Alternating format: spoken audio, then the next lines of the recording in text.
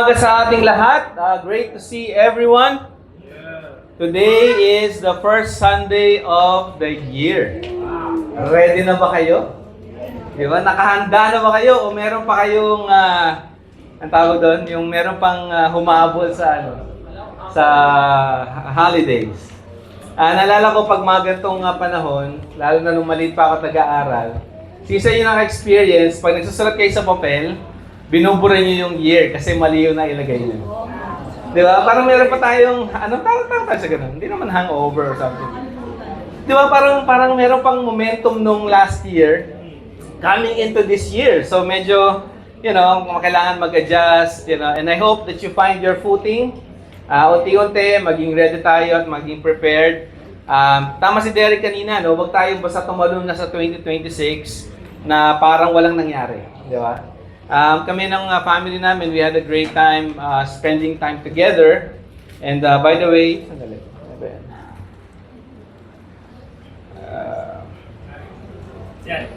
yan, ito pala muna. Gumagalaw ba? Yun! Happy New Year! Sabi ko parang iba yung slide ko. But again, Happy New Year everyone! Thank you so much for your faith and your encouragement. I hope na nag-enjoy kayo the past year. Ito yung family namin. Nag-celebrate kami ng Pasko at sama-sama kami and kumain lang kami.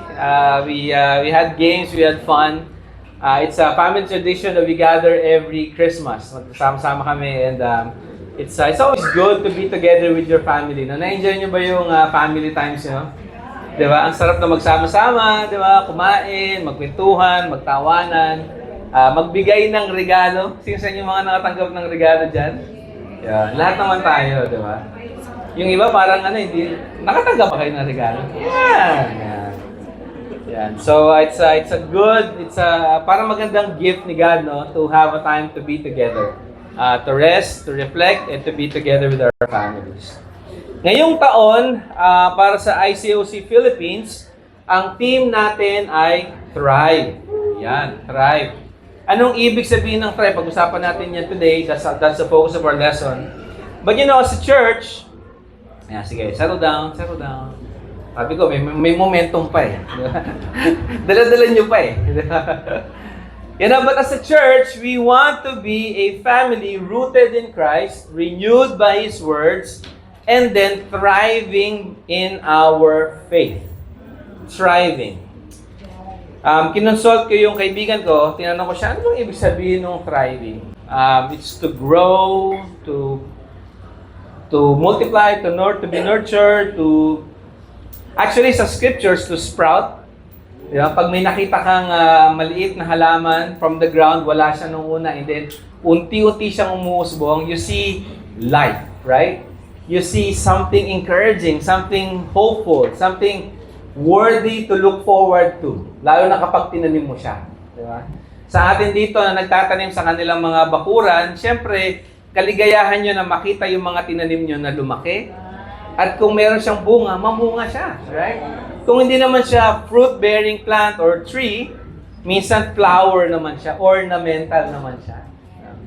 So, it's always good to see things growing. Kasi that shows life, that shows promise, right? Something to look forward to every time may nakikita tayong umuusbong. Yan. So today we'll talk about Thrive and we'll discuss what does this mean? How do we prepare ourselves to thrive? Kasi mahaba yung taon, di ba? Sabi nga ni kanina, ni Derek, 525,600 minutes. Nakakailang minuto na kaya tayo, di ba? Ilang oras na kaya ang lumipas sa loob ng 4 na araw. And I hope that we are ready and excited sa mga darating pa. But before we continue, let's go to God in prayer.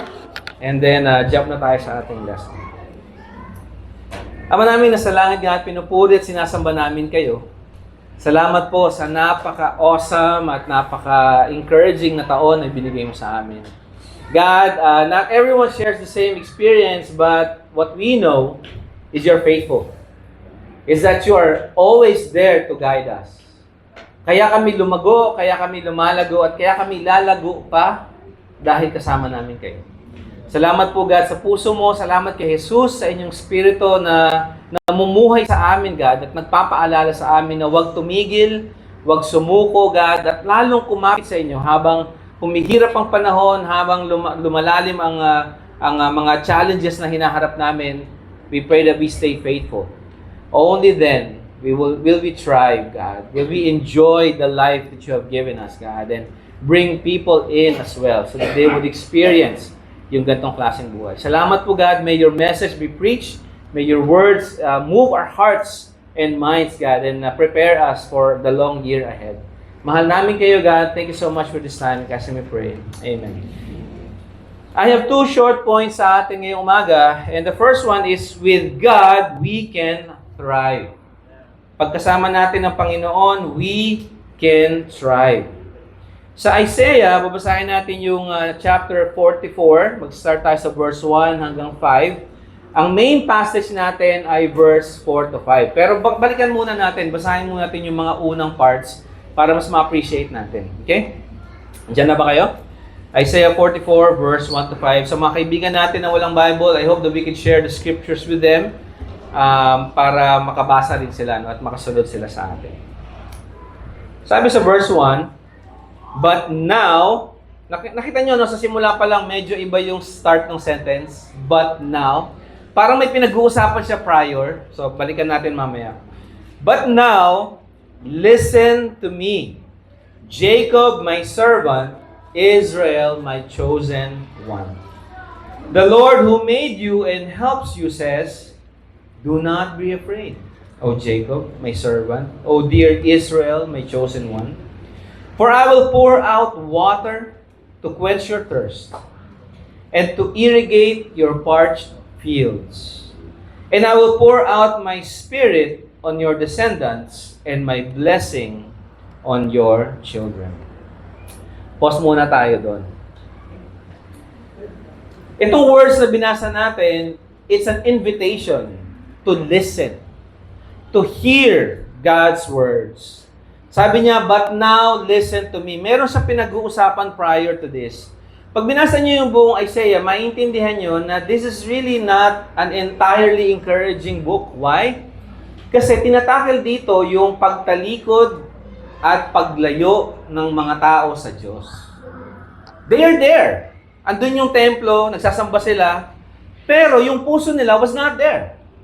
Ginagampanan nila yung kailangang gampanan, tinutupad nila yung dapat tuparin, pero kapag wala na sila sa templo, may kanya-kanya silang Diyos-Diyosan sa bahay nila, hindi sila tumutupad sa kautusan ng Diyos, even kung paano itrato ang bawat isa, hindi lumilitaw na tagasunod sila ni God. So, if you read Isaiah, it's a reminder, a warning, a challenge, a threat actually, na kapag hindi kayo babalik at hindi kayo titigil sa mga maling gawain nyo, I will punish you and I will destroy you. In fact, napakabigat ng mga salita sa Isaiah. Na some of us, well, it's not easy to read actually. Pero kapag naintindihan nyo yung puso ng Diyos, makikita nyo na sa kabila ng disiplina at paghuhusga at pagkukorek sa maling ginagawa ng mga tao, meron siya laging pag-asa. It's like, ikaw mag-repent ka na, talikuran mo na yan, or else, masama ang mangyayari sa'yo. Pero kapag tumalikod ka, ito ang gagawin ko. Tutulungan kita. Alam mo yun, yung I'm warning you, I'm challenging you, and yet I'm showing a reminder, or I'm reminding you na hindi mo dapat tigilan ang lumapit at magsamba sa Diyos. So it's a good book, it's a good scripture to read. You know, if wala pa kayong Bible reading plan, pag-aralan niyo yung Isaiah. Napakagandang book. Mahaba siya, pero napakagandang book to remind us of who we are. So, sabi ron, but now, may disiplina, may warning si God sa mga tao na ayaw bumalik at ituwid ang kanilang pamumuhay. Pero sabi ni God, but now, ang gusto niya mangyari, makinig daw tayo. Why? Because there's an important message. Ano yung important message? Hope, salvation, and deliverance comes from God Himself.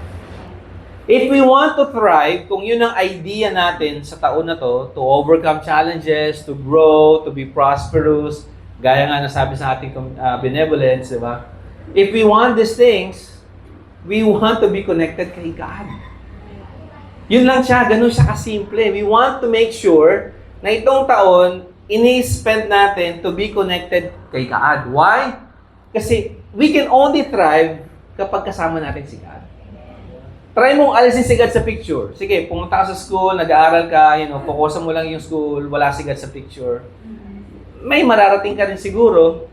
Pero compared to dedicating your heart, focusing on righteousness, on holiness, and trying to really seek God's will, makikita mo yung difference. Tinawag niya yung Israel, O Jacob, my servant. He was addressing God's people. Ino-honor niya pa rin kahit na may kapalpakan sila at mga pasaway sila. Ang sarap nun, ano? Na kahit na yung 2025, since sa atin naging pasaway ng 2025, yun, at least may honest sa inyo, yung iba hindi. Di ba? I mean, it's good na, ayun, meron pa umabot doon. It's good na kahit na naging pasaway tayo ng 2025, we're still here. Gusto nyo ba yan? You're still here. You're still sitting here. You're still worshiping God. And as long as we are here, as long as we have this time to be here, to be alive, there's always hope to grow and to change. Always hope. Meron tayong laging hope to change. In-honor ni God yung Israel in their special relationship with them. Meron silang covenant relationship. Siya yung magiging Diyos at yung Israel yung magiging tao niya. In-honor niya yung mga yun. Sa Old Testament, yung covenant na yun, it's really about commitment. God providing for them, God protecting them and guiding them, yung mga tao worshiping God alone and no other else. No one else. Wala nang ibang Diyos. Sa panahon natin, yung covenant, it's about our relationship with God. Hindi lang siya about the physical things. It's not about the temple. Wala nang temple today. But the temple is now in our hearts, in our spirit. Diba? Tayo bilang mga tagasunod ni God, we are now the temple of the Spirit. Sabi doon, Israel, whom I have chosen.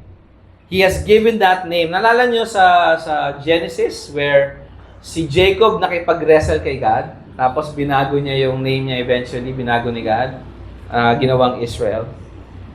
Yung choice ni God, it's not based on merit.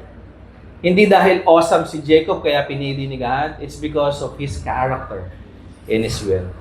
Here are some things that we can pick up on verse 1 to 3. Balikan ko lang ng konti. Yung sovereign choice ni God reveals His will. Yung identity ng mga tao na yon comes from God's decision. Yung love ni God for them. God calls them to listen, to heed His words kasi napaka-importante nun. So these are some of the things that we can pick up from those verses. Ano pa? Meron din sinabi si God doon na, fear not. Huwag kayong matakot because I am with you. There's a reason for us to be afraid kay God because hindi lang body yung kaya niyang i-destroy but also the soul. Pero sabi ni God, huwag kayong matakot because I am with you. Fear not because God is with you. Yung pangako ni God, hindi lang sa kanila kung hindi sa mga susunod pa. Yung pagtatrive ng mga tao, hindi lang sa generation nila but those who will follow after them. Yung dependence and reliance natin, yun ang china-challenge ni God. We need to be dependent and reliant on God's faithfulness. Spiritual renewal comes from God's Spirit. So pag binasa niyo yung 1 to 3, yun yung makikita natin how God guided, strengthened, provided, and encouraged the people to remain faithful kay God.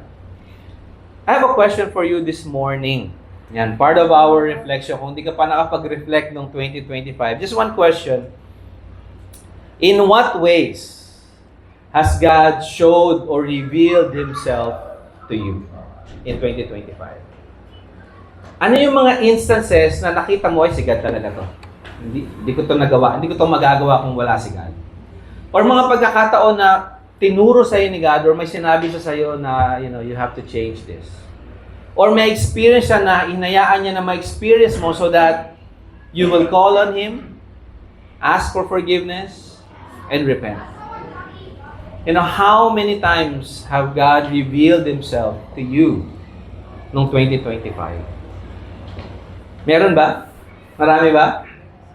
I'm sure meron. God wants to assure you that He is faithful.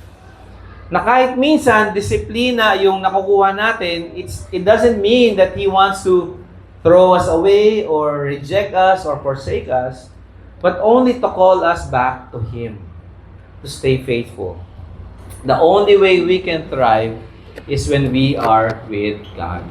Napansin nyo, sabi niya, do not be afraid.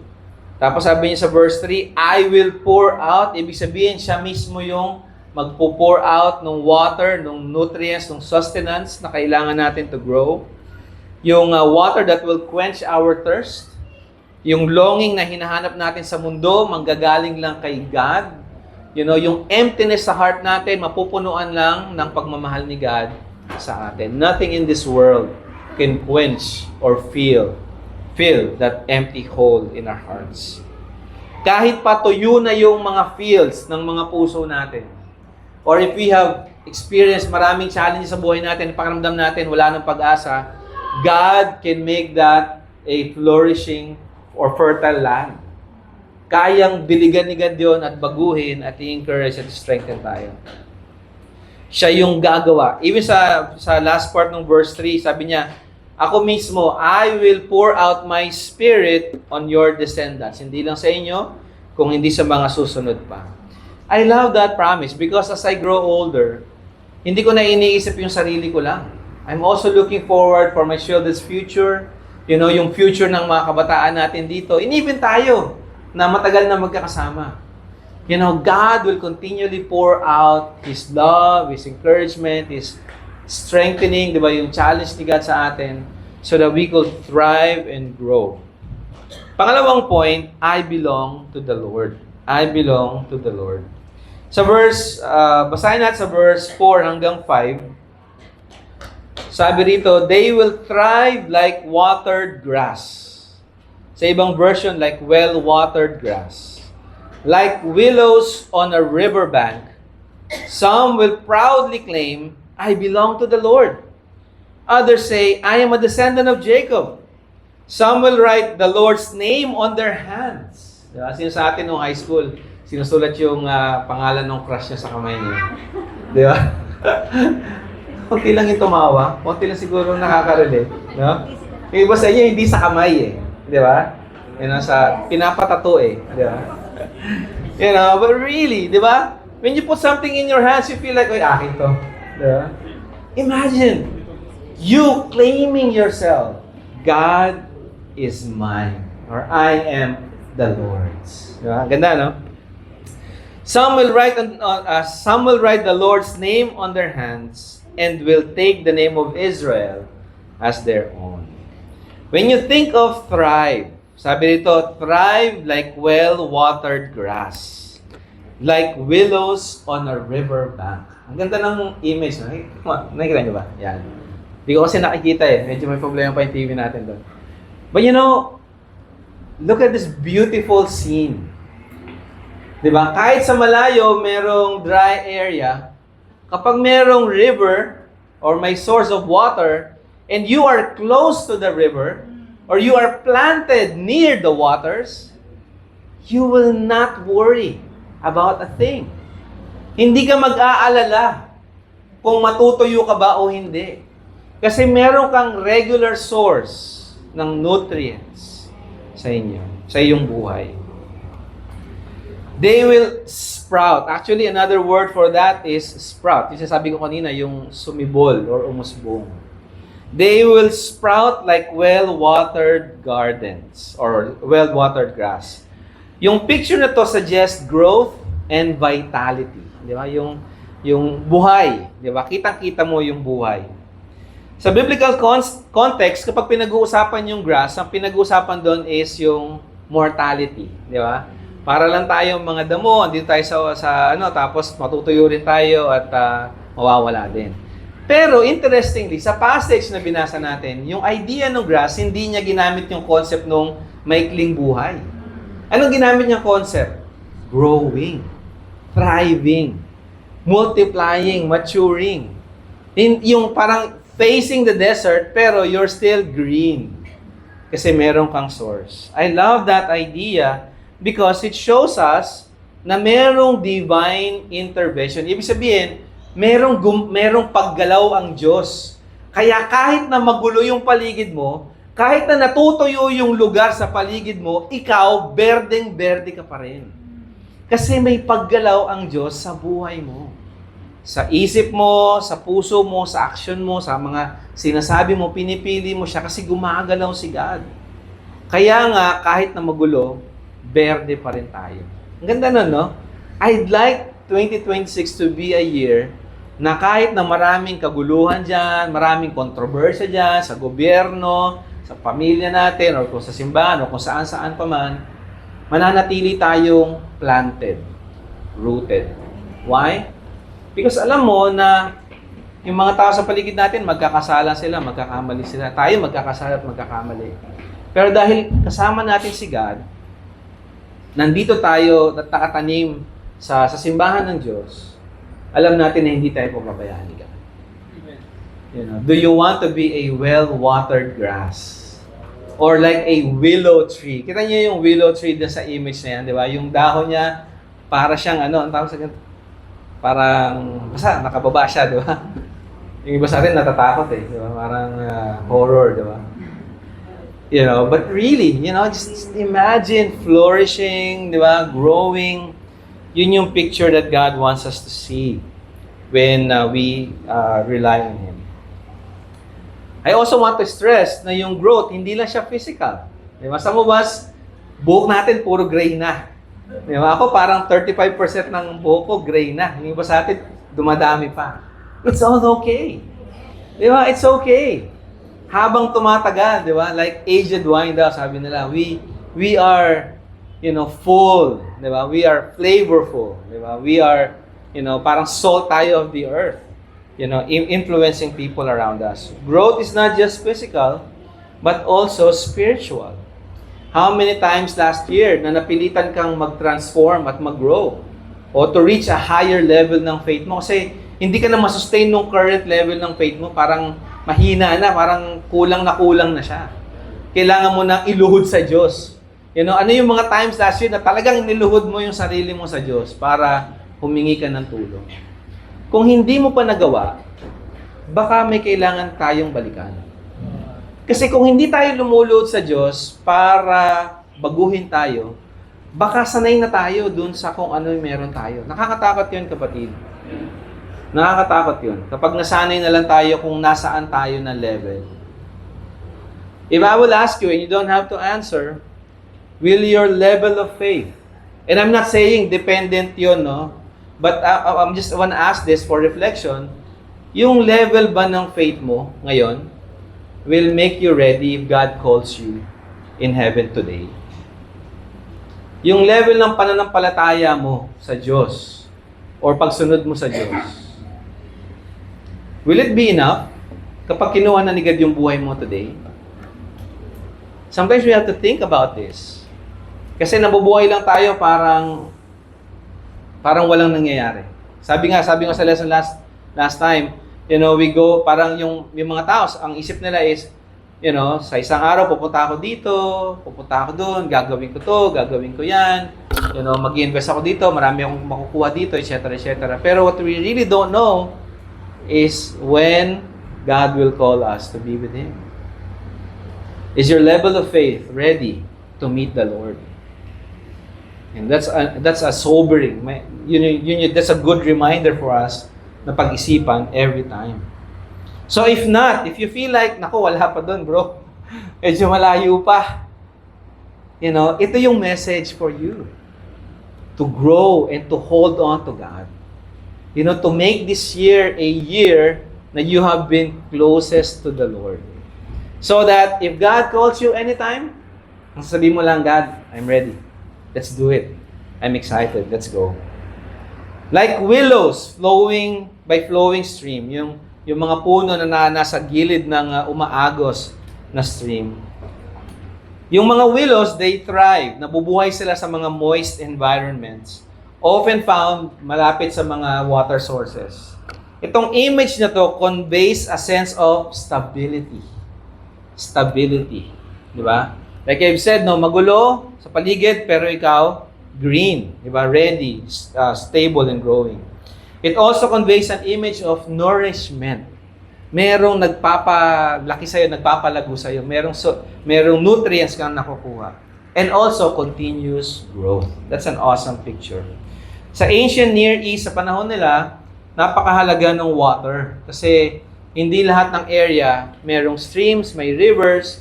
Yung iba, kailangan nilang mag-dig ng malalim para kumuha ng tubig from the well and make a well. Water was seen as a blessing. Di ba? Kapag nasa desierto ka, hindi mo hahanapin, sana marami akong ginto ngayon. Di ba? Hindi mo hahanapin, sana marami akong pagkain ngayon sa desert. Ang hahanapin mo, tubig.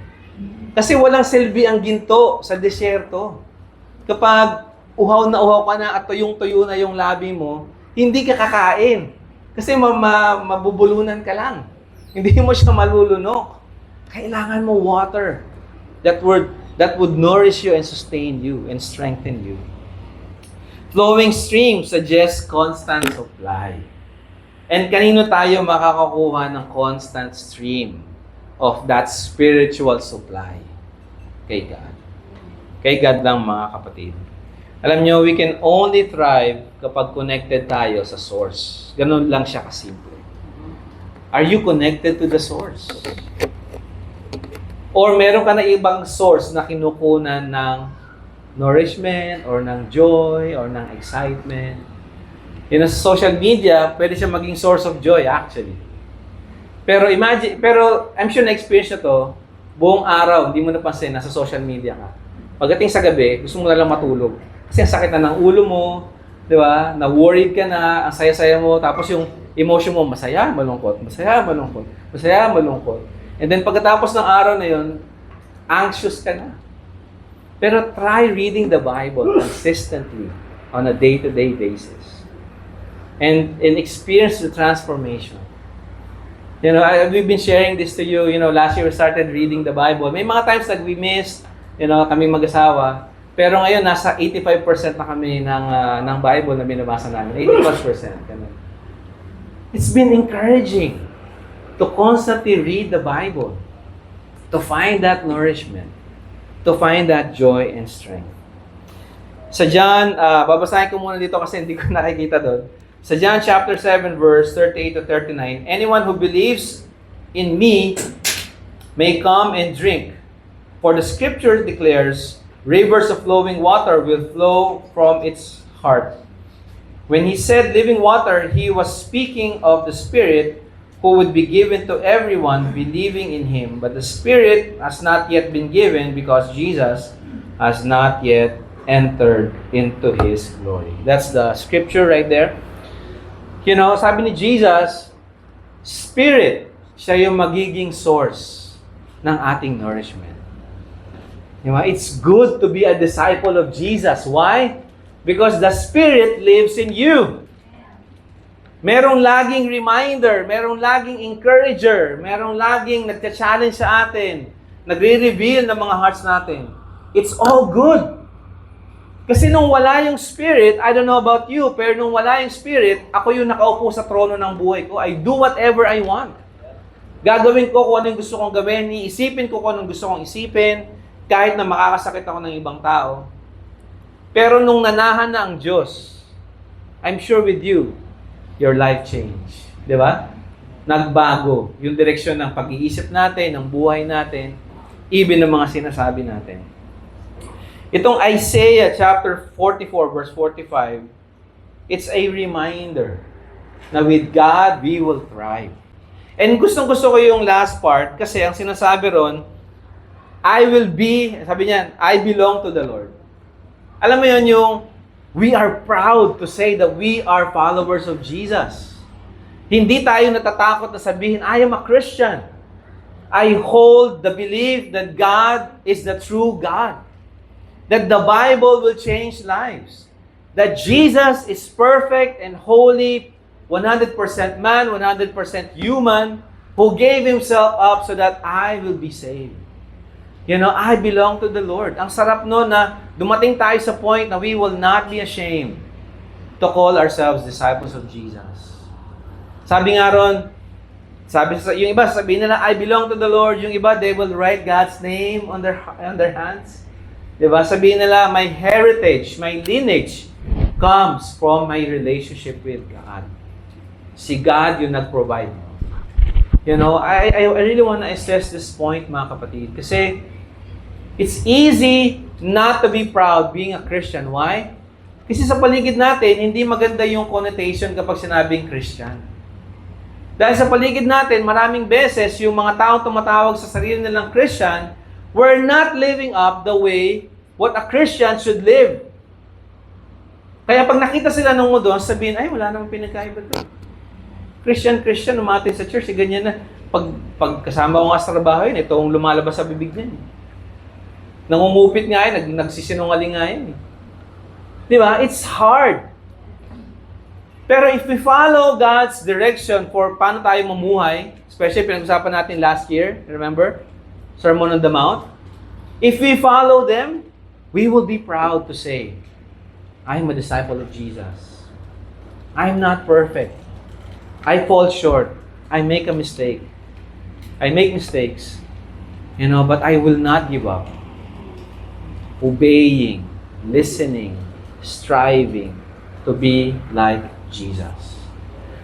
I have three questions for us. Ipapakita ko, wala kasi doon sa screen. Is your private and public life, yung sarili nyo lang, within, a few people around you, or yung public life, kung saan ka nagtatrabaho, nag-aaral, or kung ano man, does it reflect being in a relationship with God? In short, kapag ikaw lang mag-isa, makikita ba ng mga tao sa paligid mo na may relationship ka kay Jesus? Na you are trying to follow and do what is right? Kahit na hindi maganda sa paningin ng iba, kahit na pwede kang insultuhin at lokohin. Even yung pagdating mo dito, kapag nalaman ng barkada mo yun, ano sasabihin sa'yo? Uy, banal-banal na to Di ba? Will that make you ashamed or feel ashamed? Mahihiya ka ba doon? Or will you be proud that you are trying to seek the Lord? Pangalawa, why is it important to boldly declare na you belong kay God? Bakit mahalaga ba na i-declare natin na I belong to the Lord? At anong sense nun? Anong halaga nun? Bakit siya mahalaga? You have to think about it. Because your answer will reflect your actions towards people around you. Kapag naiintindihan mo why you say, I belong to the Lord, you will act accordingly. Kikilos ka. Kasi sinasabi mo, I belong to the Lord. And then, last question for reflection, ano yung impact? Nai-imagine mo ba yung impact na pwede mong magawa? Kapag nakikita ng mga tao, ay, Christian nga yan. Hindi yan sumasama sa amin Actually, inaasar nga yan kasi KJ yan O kaya, itong tao to, invite sa akin to Naiinis na nga ako Pero sige na nga. Di ba? I mean, what kind of impact will you make? If you pursue God, if you keep seeking the Lord, if you keep following His commands, imagine the impact that you can make. Kapag lahat tayo, dito sa ICOC Muntinlupa, are doing our part, sharing our faith, reaching out to people. Hindi malayo per service. We need to vacate in 15 minutes kasi magpe-prepare pa for second service. I long to hear that. That's exciting.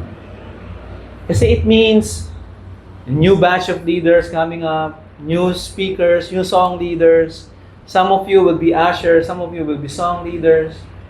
That's what the church needs to be, to continually grow, to show that we are thriving, kahit na magulo sa paligid natin. That this is a well-watered place.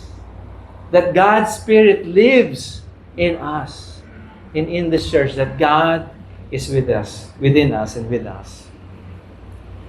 We can only thrive when we are connected with Jesus at yung Spirit niya nasa atin. And the only time that it will happen is if we have a relationship with Him. Kung bisita kayo dito, dumadalaw kayo, we're grateful to have you with us. Masaya kami nakasama kayo. We want to know you. We want to get to know you deeper. Pero we want to encourage you, study the Bible. Kasi this is just a lesson. Para lang i-encourage kayo na maging matuwid at maging awesome this week, di ba? Next week, another lesson. Pero yung personal mo na lumalapit ka at makilala mo, just kakaiba siya. Maniwala kayo. We would love to study the Bible with you. Let us know kung kailan kayo pwede. Itong connection na to, kailangan ng relationship. Hindi lang alam mo lang. Alam ko, sinabi doon sa stage about God. O sige, ganun. Kailangan nito relationship. Hindi lang knowledge kung sino si God. So please, if you're visiting with us, study the Bible. Hindi kayo maliligaw. Para sa mga disciples, mga kapatid, huwag tayong tumigil.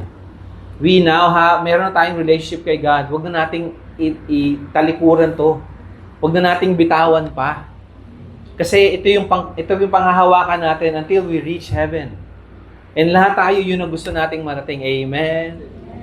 So do not let go of your relationship with God.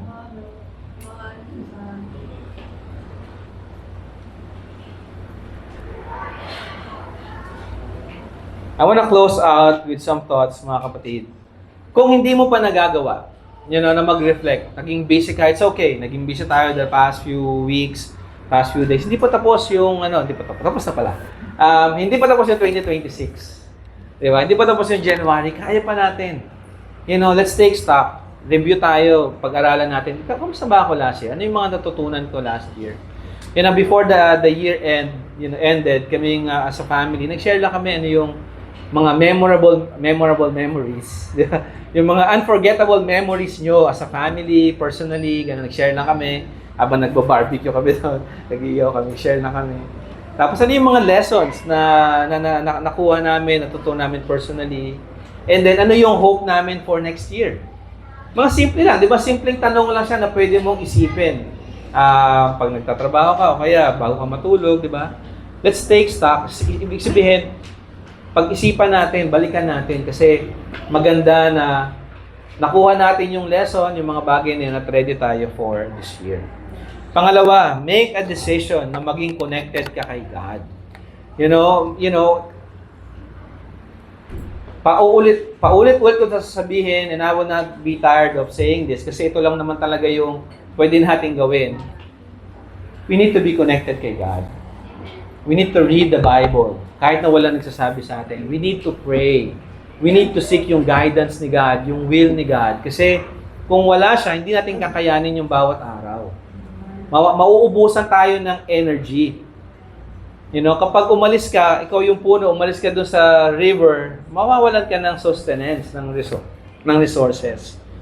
So we need to read the Bible, or how about look for a partner. Kung nahihirapan ka magbasa on your own, kaya gusto mo mag-study ng Bible, tanungin mo yung nagdala sa'yo, paano ba mag-study ng Bible, etc., etc. We'll be happy to do it. O kaya, nahihirapan ka magbasa ng Bible mag-isa, maghanap ka ng partner.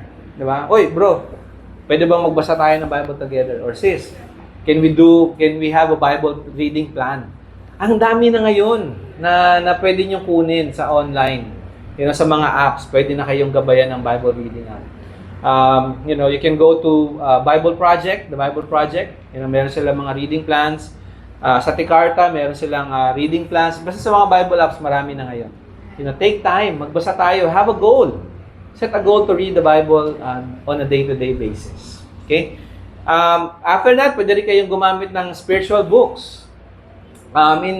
I think pagdating ng February, we'll launch a new series called The Scandal of the Kingdom. This time, we'll not talk about the Sermon on the Mount, pero we'll talk about the parables of Jesus. Go through na natin to a few years ago, but this time we'll go in-depth, mas malalim. If you want to read that book, pwede siyang hanapin sa Amazon or sa Kindle. Scandal of the Kingdom by Dallas Willard. Napakagandang book. Grabe. So, looking forward na mapag-usapan natin siya pagdating ng February. But again, look for a spiritual book. Baka may gusto kang basahin or may spiritual book ka sa bahay nyo na hindi mo nababasa. Maybe now is the time to read them. In short, whatever you do, take time to study. Take time to connect with God. Sa busy schedule natin, talagang gagawan mo siya ng time. Hindi pwede siyang isingit lang. Kailangan talaga magka-carve out ka ng time. Itong time na to para to kay God. Itong time na to, time to pray. Amen? Yeah. And then also, please, let's pray to share our faith. All these things, lahat tayo kaya may thriving, kaya may nourishing, kasi God wants our descendants to have a relationship with Him. Yung mga tao pa na papasok sa sakarian ng Diyos, He wants them to have a relationship with Him. So let's share our faith. Let's share the good news of Jesus in our lives. ICOC Muntinlupa, we have a long year ahead. Mahaba pa ang 2026. Let's be ready. Let's be excited. Let's stay focused on God. That's the only way na magta-thrive tayo. And be proud to share and to say that you are a disciple of Jesus. Let us be filled with excitement for the things God has in store for us. Maging excited tayo sa mga inihahanda ni God para sa atin. Magdesisyon din tayo na this year, 2026, will be the year that I was closest to God in my entire Christian faith. Let us bring people and reunite them to God, and to Him be the glory. Amen.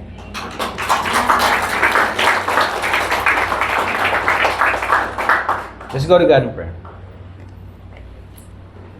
Ama naming nasa langit, God, nagpapasalamat kami ngayong umaga na to, God. Salamat sa pagpapaalala na kung wala ka, wala rin kami, Father. I pray, God, na gumalaw ka sa bawat puso at isipan ng mga tao na nakaupo dito, God. May you show your love and your grace and your compassion to them.